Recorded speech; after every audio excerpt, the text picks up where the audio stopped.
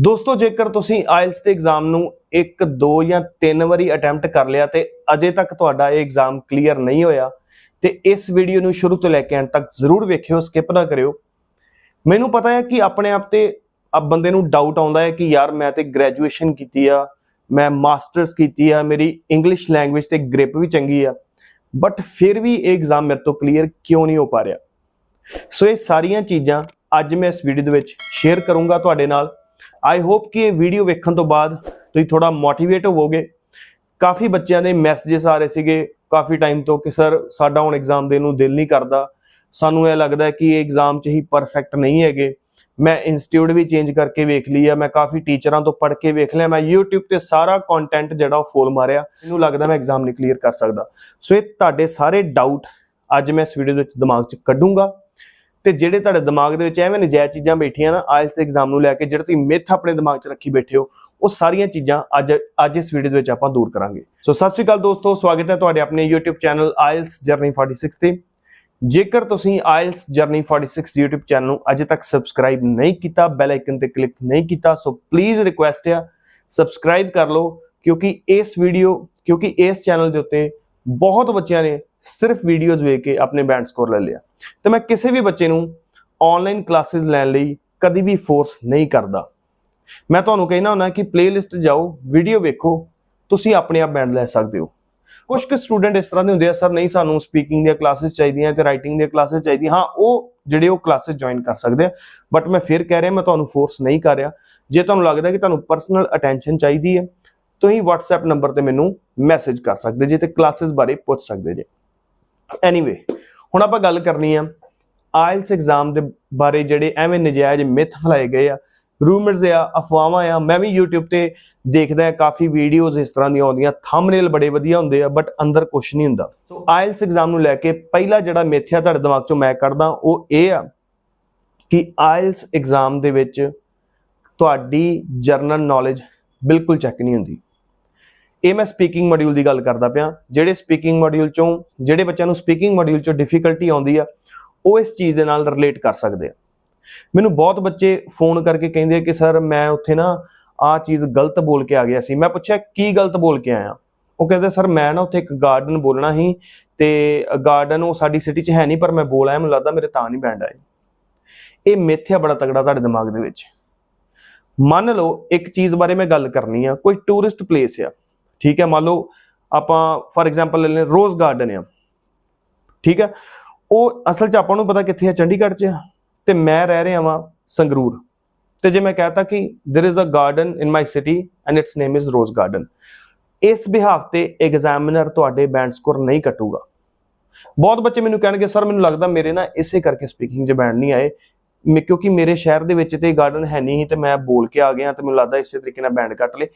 ਇਹ ਬੜਾ ਤਗੜਾ ਮਿੱਥ ਹੈ ਆਇਲਸ ਨੂੰ ਲੈ ਕੇ, ਸਪੈਸ਼ਲੀ ਸਪੀਕਿੰਗ ਮੋਡਿਊਲ 'ਚ।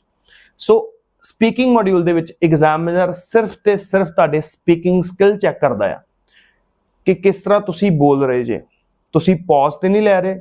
ਹੁਣ ਅੱਧੇ ਬੱਚੇ ਇੱਥੋਂ ਇਹ ਵੀ ਪੁੱਛਣ ਲੱਗ ਪੈਂਦੇ ਸਰ ਪੌਜ਼ ਮੈਂ ਤਾਂ ਕੋਈ ਪੌਜ਼ ਲਿਆ ਹੀ ਨਹੀਂ, ਮੈਂ ਤੇ ਲਗਾਤਾਰ ਹੀ ਬੋਲਦਾ ਰਿਹਾ, ਬਟ ਸਪੀਡ ਦੇ ਵੀ ਬੈਂਡ ਕੱਟੇ ਜਾਂਦੇ ਆ। ਹੁਣ ਤੁਸੀਂ ਬਿਲਕੁਲ ਹੀ ਸਪੀਡ 'ਚ ਬੋਲੋਗੇ, ਹੁਣ ਸਪੀਡ ਨਾਲ ਕੀ ਹੁੰਦਾ ਆ, ਤੁਹਾਡੇ ਸਪੀਡ ਕਰਕੇ ਤੁਹਾਡੇ ਬੈਂਡ ਕਿਉਂ ਕੱਟੇ ਜਾਂਦੇ, ਤੁਹਾਡੇ ਦਿਮਾਗ 'ਚ ਕੁਐਸਚਨ ਆਉਂਦਾ ਹੋਊਗਾ।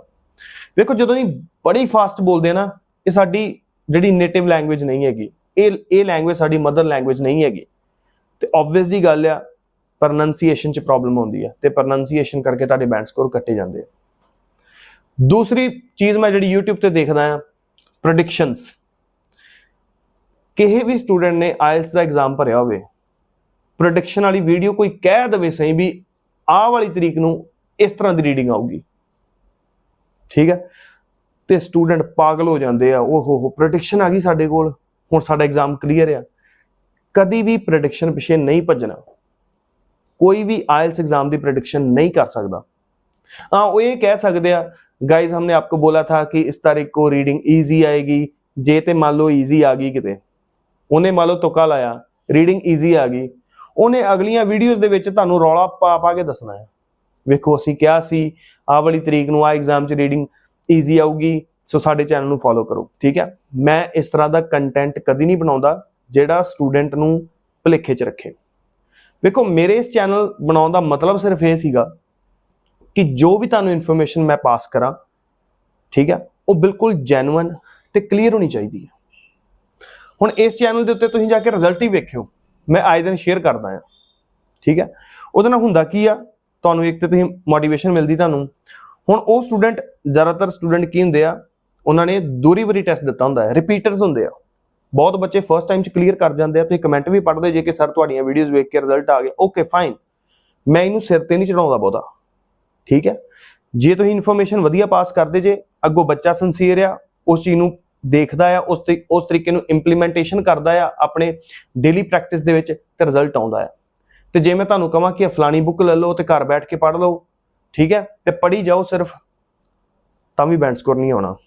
ਘਰ ਬੈਠ ਕੇ ਬੈਂਡ ਸਕੋਰ ਤਾਂ ਆਊਗਾ ਜੇਕਰ ਮੇਰੀਆਂ ਦਸੀਆਂ ਚੀਜ਼ਾਂ ਨੂੰ ਤੁਸੀਂ ਅਪਲਾਈ ਕਰੋਗੇ ਉਹਨਾਂ ਨੂੰ। ਤੇ ਹੁਣ ਤੁਸੀਂ ਕਹੋਗੇ ਸਰ ਅਪਲਾਈ ਕਿਸ ਤਰ੍ਹਾਂ ਕਰੀਏ? 30 ਡੇਜ਼ ਆਇਲਸ ਪਲਾਨ ਮੈਂ ਬਣਾਇਆ ਸੀਗਾ, ਉਹ ਵੀਡੀਓ ਮੇਰੇ ਚੈਨਲ ਤੇ ਪਈ ਆ। ਉਸ ਚੈਨਲ ਤੇ ਉਸ ਵੀਡੀਓ ਤੇ 65,000 ਜਿਹੜੇ ਆ ਉਹ ਵਿਊਜ਼ ਗਏ ਸੀਗੇ। ਬਹੁਤ ਬੱਚਿਆਂ ਨੇ ਇਹਨੂੰ ਐਪਰੀਸ਼ੀਏਟ ਕੀਤਾ ਟੌਪ ਰੈਂਕਿੰਗ 'ਚ। ਪਤਾ ਕਿਉਂ? ਕਿਉਂਕਿ ਉੱਤੇ ਮੈਂ ਦੱਸਿਆ ਸੀਗਾ ਕਿ ਤੁਹਾਨੂੰ ਇੱਕ ਦਿਨ ਦੇ ਵਿੱਚ 4-4 ਮੋਡਿਊਲ ਕਰਨ ਦੀ ਕੋਈ ਵੀ ਲੋੜ ਨਹੀਂ ਹੈਗੀ।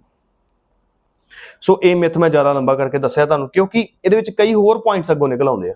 ਹੁਣ ਪਹਿਲਾ ਮਿਥ ਕੀ ਸੀਗਾ? ਤੁਹਾਡੀ ਜਰਨਲ ਨੌਲੇਜ, ਸਪੈਸ਼ਲੀ ਇਹ ਸਪੀਕਿੰਗ ਮੋਡਿਊਲ ਨਾਲ ਰਿਲੇਟ ਕਰਦਾ ਹੈ। ਦੂਸਰਾ, ਪ੍ਰੈਡਿਕਸ਼ਨ ਵਾਲੇ ਬੰਨੇ ਕਦੀ ਨਹੀਂ ਜਾਣਾ, ਕੋਈ ਵੀ ਪ੍ਰੈਡਿਕਸ਼ਨ ਕਰਕੇ ਨਹੀਂ ਤੁਹਾਨੂੰ ਦੇ ਸਕਦਾ। ਸੋ ਅੱਖਾਂ ਖੋਲ ਕੇ ਪੜੋ, ਕੰਨ ਖੋਲ ਕੇ ਪੜੋ, ਠੀਕ ਹੈ। ਇਹ ਨਹੀਂ ਕਿ ਕਿਸੇ ਨੇ ਕੀ ਕਹਿ ਦਿੱਤਾ ਤੇ ਬਸ ਆਪਾਂ ਉਹਦੇ ਪਿੱਛੇ ਲੱਗ ਗਏ। ਇਹ ਵੀਡੀਓ ਦੇ ਵਿੱਚ ਮੈਂ ਤੁਹਾਨੂੰ ਇਸ ਕਰਕੇ ਕਲੀਅਰ ਚੀਜ਼ਾਂ ਦੱਸ ਰਿਹਾ ਕਿਉਂਕਿ ਤੁਹਾਡੇ ਇਹਨਾਂ ਚੀਜ਼ਾਂ ਨੂੰ ਲੈ ਕੇ ਬੜੇ ਕੁਐਸਚਨ ਆਉਂਦੇ ਆ, ਤੇ ਫਿਰ ਮੈਂ ਇਕੱਲੇ ਦਾ ਆਨਸਰ ਜਿਹੜਾ ਉਹ ਕਿਵੇਂ ਦੇ ਸਕਦਾ, ਮੇਰੇ ਲਈ ਪੋਸੀਬਲ ਨਹੀਂ ਹੋ, ਠੀਕ ਹੈ। ਉਸ ਤੋਂ ਬਾਅਦ ਆ ਜਾਓ ਤੁਸੀਂ ਤੀਸਰਾ ਜਿਹੜਾ ਬਹੁਤ ਜ਼ਿਆਦਾ ਫਲਾਇਆ ਜਾਂਦਾ ਵਾ, ਦੂਸਰਾ ਜਿਹੜਾ ਉਹ ਝੂਠ ਆ ਆਇਲਸ ਨੂੰ ਲੈ ਕੇ, ਉਹ ਆ ਜੀ ਵੋਕੈਬਲਰੀ। ਸਰ ਵੋਕੈਬਲਰੀ ਸਟਰੋਂਗ ਹੋਣੀ ਬਹੁਤ ਜ਼ਰੂਰੀ ਆ। ਜੇ ਅਸੀਂ ਵੋਕੈਬਲਰੀ ਆਪਣੀ ਸਟਰੋਂਗ ਨਹੀਂ ਰੱਖਾਂਗੇ, ਸਾਡਾ ਬੈਂਡ ਸਕੋਰ ਨਹੀਂ ਆ ਸਕਦਾ। ਜੇ ਤੁਹਾਡੀ ਰਿਕੁਆਇਰਮੈਂਟ 6 6.5 ਤੱਕ ਹੈ ਨਾ, ਵੋਕੈਬਲਰੀ ਦੀ ਇੰਨੀ ਜ਼ਿਆਦਾ ਇੰਪੋਰਟੈਂਸ ਨਹੀਂ ਆ। ਜੇ ਤੁਸੀਂ ਚਾਹੁੰਦੇ ਜੇ ਕਿ ਤੁਹਾਡਾ ਬੈਂਡ ਸਕੋਰ 8 ਜਾਂ 8.5 ਤੱਕ ਆਵੇ, ਤੇ ਤੁਹਾਨੂੰ ਵੋਕੈਬਲਰੀ ਤੇ ਕੰਮ ਕਰਨ ਨਾਲੋਂ ਪਹਿਲੀ ਚੀਜ਼ ਕੀ ਕਰਨੀ ਚਾਹੀਦੀ ਹੈ? ਤੁਹਾਨੂੰ ਸੈਂਟੈਂਸਸ ਬਣਾਉਣੇ ਆਉਣੇ ਚਾਹੀਦੇ ਆ। ਤੁਹਾਨੂੰ ਕੰਪਲੈਕਸ਼ਨ ਆਉਣੀ ਚਾਹੀਦੀ ਤੁਹਾਡੀ ਰਾਈਟਿੰਗ ਦੇ ਵਿੱਚ, ਠੀਕ ਹੈ। ਸਿਰਫ ਆਪਾਂ ਕੰਟਰੀ ਨੂੰ ਨੇਸ਼ਨ ਲਿਖ ਦਿੱਤਾ ਤੇ ਸਾਡਾ ਬੈਂਡ ਸਕੋਰ ਨਹੀਂ ਇੰਪਰੂਵ ਹੋਣਾ। ਇਹ ਚੀਜ਼ਾਂ ਦਿਮਾਗ ਦੇ ਵਿੱਚ ਰੱਖੋ, ਕਿਉਂਕਿ ਤੁਹਾਡੇ ਇਹ ਚੀਜ਼ਾਂ ਨਾ ਦਿਮਾਗ 'ਚ ਬਿਠਾਈਆਂ ਗਈਆਂ ਵਾ। ਬੜੇ ਰਿਨਾਊਂਡ ਸੈਂਟਰ ਆ ਜਿੱਥੋਂ ਬੱਚਿਆਂ ਦੇ ਮੈਨੂੰ ਫੋਨ ਆਉਂਦੇ, ਸਰ ਮੈਂ ਆਹ ਸੈਂਟਰ ਗਿਆ ਸੀਗਾ, ਮੈਂ ਉਹਨਾਂ ਦੀ ਐਡ ਵੇਖੀ ਫੇਸਬੁੱਕ ਤੇ, ਉਹ ਪਹਿਲੇ ਮਹੀਨੇ ਉਹ ਕਹਿੰਦੇ ਕਿ ਤੁਹਾਨੂੰ 1 ਮਹੀਨਾ ਹੀ ਲੱਗਣਾ, ਤੁਸੀਂ ਕਲੀਅਰ ਕਰ ਜਾਓਗੇ। ਫਿਰ ਜਦੋਂ 1 ਮਹੀਨਾ ਪੂਰਾ ਕੰਪਲੀਟ ਹੋ ਗਿਆ ਤੇ ਉਸ ਤੋਂ ਬਾਅਦ ਕਹਿੰਦੇ ਨਹੀਂ ਤੁਹਾਨੂੰ 2 ਮਹੀਨੇ ਹੋਰ ਲਾਉਣੇ ਪੈਣੇ ਆ, ਤੁਹਾਨੂੰ ਇਹ ਫੀਸ 'ਚ ਡਿਸਕਾਊਂਟ ਦੇ ਦਿੰਦੇ ਆ। ਯਾਰ ਬੇਸਿਕਲੀ ਇਹ ਬਿਜ਼ਨਸ ਆ, ਆਈ ਕੈਨ ਅੰਡਰਸਟੈਂਡ, ਇਹ ਬਿਜ਼ਨਸ ਆ। ਹਰ ਕੋਈ ਬੰਦਾ ਜਿਹੜਾ ਉਹ ਪੈਸੇ ਚਾਹੁੰਦਾ ਆ, ਪਰ ਪੈਸੇ ਇਸ ਤਰ੍ਹਾਂ ਨਾ ਬਣਾਓ ਕਿ ਯਾਰ ਅਗਲੇ ਨੂੰ ਭੁਲੇਖੇ 'ਚ ਰੱਖੋ, ਠੀਕ ਹੈ। ਆਇਲਸ ਨੂੰ ਆਪਾਂ ਬਹੁਤ ਇਹਨੂੰ ਕਹਿ ਸਕਦੇ ਕਿ ਇੱਕ ਏਡਾ ਵੱਡਾ ਬਿਜ਼ਨਸ ਬਣਾ ਦਿੱਤਾ। ਆਪਾਂ ਨੂੰ ਪਤਾ ਕਿ ਲੋਕਾਂ ਦੀ ਇਹ ਨੀਡ ਹੈ, ਲੋਕਾਂ ਨੂੰ ਇਹ ਕਰਨੀ ਆ ਲੋਕਾਂ ਨੇ, ਤੇ ਫਿਰ ਆਪਣਾ ਜਿਹੜਾ ਵਾ ਉਹ ਬਾਹਰ ਜਾਣ ਦਾ ਡਰੀਮ ਪੂਰਾ ਕਰਨਾ ਹੈ। ਬਟ ਇਸ ਚੀਜ਼ ਨੂੰ ਵੀ ਦਿਮਾਗ 'ਚ ਬਿਠਾ ਲਓ ਕਿ ਆਇਲਸ ਇਹ ਨਹੀਂ ਹੈ ਕਿ ਅਸੀਂ ਕਿ ਬੜੇ ਰਿਪਿਊਟਡ ਇੰਸਟੀਚਿਊਟ 'ਚ ਚੱਲ ਜਾਈਏ ਤੇ ਸਾਡਾ ਇਹ ਗਰੰਟੀ ਹੈ ਕਿ ਸਾਡਾ ਐਗਜ਼ਾਮ ਕਲੀਅਰ ਹੋ ਜਾਊਗਾ। ਤੁਸੀਂ ਉਹ ਕਹਾਣੀ ਸੁਣੀ ਹੋਣੀ ਆ, ਉੱਚੀ ਦੁਕਾਨ ਤੇ ਫੀਕਾ ਪਕਵਾਨ। ਅੱਜ ਹੀ ਮੇਰੀ ਇੱਕ ਸਟੂਡੈਂਟ ਨਾਲ ਗੱਲ ਹੋਈ ਫੋਨ ਦੇ ਉੱਤੇ, ਤੇ ਮੈਂ ਉਹਨੂੰ ਸੇਮ ਇਹ ਮੁਹਾਵਰਾ ਸੁਣਾਇਆ ਸੀਗਾ, ਠੀਕ ਹੈ।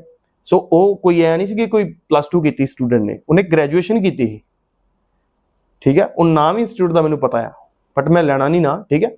ਬਟ ਉਹ ਕਹਿੰਦੇ ਸਰ ਮੈਨੂੰ ਉਹਨੇ ਕੀਤਾ ਕੀ ਆ, ਮੈਂ ਪਹਿਲੇ ਦਿਨ ਗਏ ਤੇ ਬਸ ਮੈਨੂੰ ਇਸ ਤਰ੍ਹਾਂ ਫੜਾ ਦਿੱਤੀ ਕਿ ਤੁਸੀਂ ਕਦੀ 12 ਵਜੇ ਆ ਜਾਓ, ਕਦੀ 3 ਵਜੇ ਆ ਜਾਓ, ਤੁਹਾਨੂੰ ਹੁਣ ਆਹ ਬੈਚ ਦੇ ਵਿੱਚ ਆਪਾਂ ਪਾ ਦੇਣ ਲੱਗੇ ਆ ਫਲਾਣੇ, ਹੁਣ ਤੁਸੀਂ ਆਹ ਬੈਚ 'ਚ ਬੈਠੋਗੇ। ਸੋ ਕੰਮ ਦੀ ਕੋਈ ਵੀ ਗੱਲ ਨਹੀਂ ਹੈ। ਆਇਲਸ ਦਾ ਕੋਈ ਸਿਲੇਬਸ ਨਹੀਂ ਆ, ਆਇਲਸ ਦੀ ਸਿਰਫ ਪ੍ਰੈਕਟਿਸ ਆ। ਜੇ ਮੈਂ ਕਿਸੇ ਬੱਚੇ ਨੂੰ ਕਹਿ ਦੇਣਾ ਕਿ ਲਿਸਨਿੰਗ ਦੇ ਆਨਸਰ ਤੂੰ ਟ੍ਰਾਂਸਫਰ ਕਰਨੇ 10 ਮਿੰਟ ਬਾਅਦ, ਧਰਮੀ ਗੱਲ ਆ, ਉਹ ਬੱਚੇ ਪਤਾ ਕੀ ਕਹਿਣਗੇ? ਉਹ ਨਹੀਂ ਸਰ ਕੋਈ ਗੱਲ ਨਹੀਂ, ਉੱਥੇ ਫਾਈਨਲ ਪੇਪਰ 'ਚ ਕਰ ਲਾਂਗੇ, ਇੱਥੇ ਕੋਈ ਗੱਲ ਨਹੀਂ, ਫਾਈਨਲ ਪੇਪਰ 'ਚ ਕਰਨਾ ਸਾਨੂੰ ਪਤਾ ਹੈ। ਪਰ ਮੈਂ ਤੁਹਾਨੂੰ ਵਾਰ-ਵਾਰ ਇਹ ਚੀਜ਼ਾਂ ਕਹਿਣਾ ਕਿ ਜਿਹੜੀਆਂ ਚੀਜ਼ਾਂ ਤੁਸੀਂ ਅੱਜ ਆਪਣੀ ਆਦਤ ਪਾ ਲਈ, ਛੋਟੀ ਤੋਂ ਛੋਟੀ ਚੀਜ਼, ਟਾਈਮਿੰਗ ਤੋਂ ਲੈ ਕੇ ਸਪੈਲਿੰਗ ਮਿਸਟੇਕ, ਟ੍ਰਾਂਸਫਰ, ਤੁਹਾਨੂੰ ਟਾਈਮ ਦਾ ਯੂਟਿਲਾਈਜੇਸ਼ਨ ਨਹੀਂ ਕਰਨਾ ਆਉਂਦਾ ਪਿਆ, ਤੁਸੀਂ ਇਹ ਐਗਜ਼ਾਮ ਕਲੀਅਰ ਨਹੀਂ ਕਰ ਸਕਦੇ। ਹੁਣ ਇਹ ਸਾਰੇ ਮਿਥ ਤੇ ਜਿਹੜੇ ਰਿਊਮਰਸ ਆ ਮੈਂ ਤੁਹਾਡੇ ਆਈ ਥਿੰਕ ਦਿਮਾਗ 'ਚੋਂ ਕੱਢਦੇ ਹੋਣਗੇ। ਇਹਨਾਂ ਚੀਜ਼ਾਂ 'ਤੇ ਧਿਆਨ ਦਿਓ, ਤੇ ਜੇਕਰ ਧਿਆਨ ਦਿਓਗੇ ਐਗਜ਼ਾਮ ਕਲੀਅਰ ਹੋ ਜਾਊਗਾ। ਤੇ ਜੇ ਚਾਹੁੰਦੇ ਜੇ ਕਿ ਪੈਸੇ ਨਹੀਂ ਖਰਚਣੇ, ਘਰ ਬੈਠ ਕੇ ਕਲੀਅਰ ਕਰਨਾ ਆ, ਸਿੰਪਲ ਜੀ ਚੀਜ਼ ਕਰ ਲਓ। IELTS ਜਰਨੀ 46 YouTube ਚੈਨਲ ਨੂੰ ਸਬਸਕ੍ਰਾਈਬ ਕਰ ਲਓ। ਜੋ ਵੀ ਵੀਡੀਓਜ਼ ਮੈਂ ਪਾਉਣਾ ਉਹਨੂੰ ਦੇਖਿਆ ਕਰੋ। ਹੁਣ ਮੈਂ ਵੈਸੇ ਵੀ ਵੀਡੀਓਜ਼ ਪਾਉਣੀਆਂ ਬਹੁਤ ਘੱਟ ਕਰ ਦਿੱਤੀਆਂ, ਕਿਉਂਕਿ ਹੁਣ ਇਹ ਨਾ ਸੋਚੋ ਕਿ ਤਾਂ ਮੈਂ ਤੁਹਾਨੂੰ ਮਿਹਣਾ ਜਾਂ ਮਾਰਨ ਦਿਆਂ ਵਾਂ। ਮੈਨੂੰ ਇਹ ਹੁੰਦਾ ਕਿ ਯਾਰ ਜੇ ਕੰਟੈਂਟ ਬਣਾਉਣੇ ਨਾ ਤੇ ਉਹ ਥੋੜਾ ਜਿਹਾ ਅੱਗੇ ਵੀ ਜਾਣਾ ਚਾਹੀਦਾ ਸਟੂਡੈਂਟ ਤੱਕ। ਤੁਸੀਂ ਇਹਨੂੰ ਸ਼ੇਅਰ ਨਹੀਂ ਕਰਦੇ, ਦੇਖਦੇ ਨਹੀਂ, ਫਿਰ ਮੈਂ ਵੀ ਸੋਚਦਾ ਕਿ ਜਦੋਂ ਮੇਰਾ ਦਿਲ ਕਰੂ ਮੈਂ ਉਦੋਂ ਵੀਡੀਓ ਪਾਊਂਗਾ। ਬਟ ਇਹਦੀ ਬਹੁਤ ਰਿਕੁਐਸਟ ਆਉਂਦੀ ਪਈ ਕਿ ਸਰ ਅਸੀਂ ਬਹੁਤ ਜ਼ਿਆਦਾ ਡੀਮੋਟੀਵੇਟ ਫੀਲ ਕਰਦੇ ਪਏ ਹਾਂ, ਸਾਨੂੰ ਇਹ ਲੱਗਦਾ ਐਗਜ਼ਾਮ ਕਲੀਅਰ ਨਹੀਂ ਕਰ ਸਕਦੇ। ਮੈਂ ਸੋਚਿਆ ਕਿ ਫਿਰ ਚਲੋ ਉਹਨਾਂ ਲਈ ਇੱਕ ਵੀਡੀਓ ਬਣਾਉਂਦੇ ਆ ਜਿਹਨਾਂ ਤੁਹਾਨੂੰ ਥੋੜਾ ਜਿਹਾ ਤੁਹਾਨੂੰ ਥੋੜੀ ਜਿਹੀ ਮੋਟੀਵੇਸ਼ਨ ਮਿਲ ਸਕੇ, ਤੁਸੀਂ ਇੰਸਪਾਇਰ ਹੋ ਸਕੋ। ਤੇ ਬਸ ਛੱਡ ਦੋ ਹੁਣ, ਜੇ ਨਹੀਂ ਨਿਕਲਿਆ ਐਗਜ਼ਾਮ 1-2 ਵਾਰੀ ਤੇ ਐਵੇਂ ਘਰੇ ਬਹਿ ਕੇ ਹੁਣ ਰੋਣ ਵਾਲਾ ਮੂੰਹ ਬਣਾ ਕੇ ਨਾ ਬੈਠੇ ਰਹੋ। ਉੱਠੋ, ਪ੍ਰੈਕਟਿਸ ਕਰੋ ਤੇ ਚੈਨਲ ਨੂੰ ਜ਼ਰੂਰ ਸਬਸਕ੍ਰਾਈਬ ਕਰਿਓ। ਸੋ ਨੈਕਸਟ ਵੀਡੀਓ ਕਿੱਥੇ ਹੋਣੀ ਚਾਹੀਦੀ ਕਮੈਂਟ ਬਾਕਸ ਦੱਸ ਦਿਓ, ਤੇ ਜੇ ਸ਼ੇਅਰ ਕਰਨਾ ਤੁਹਾਡੀ ਮਰਜ਼ੀ ਆ, ਨਹੀਂ ਕਰਨਾ ਕੋਈ ਗੱਲ ਨਹੀਂ। ਸੋ ਮਿਲਦੇ ਆ ਨੈਕਸਟ ਵੀਡੀਓ 'ਚ। ਸਤਿ ਸ਼੍ਰੀ ਅਕਾਲ ਜੀ।